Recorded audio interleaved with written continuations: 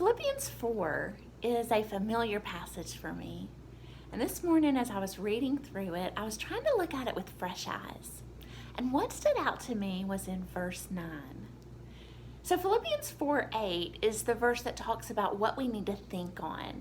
We need to think on things that are true and honorable and just and lovely, commendable, praiseworthy, excellent. These are the things we're going to think on. And then verse 9 says, practice these things.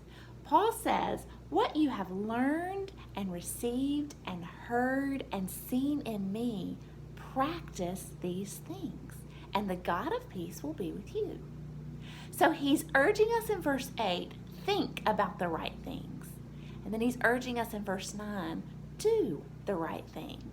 But what stood out to me is so often I have read verse 9 as kind of an if-then verse.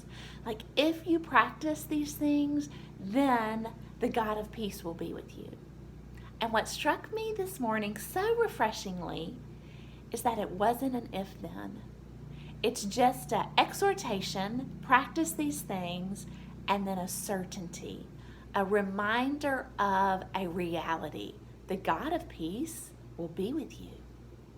God's presence and His peace, His grace, His goodness, it is not dependent on me. Yes, Paul exhorts me to do the right thing. But the presence of God being with me has nothing to do with whether I do the right thing or not. Just let that truth wash over you. You are not alone. Yes, be encouraged to think on the things of the Lord. Be encouraged to practice the things that we have learned and received, heard, and seen in Paul. But then be refreshed with the reality that the God of peace is with you.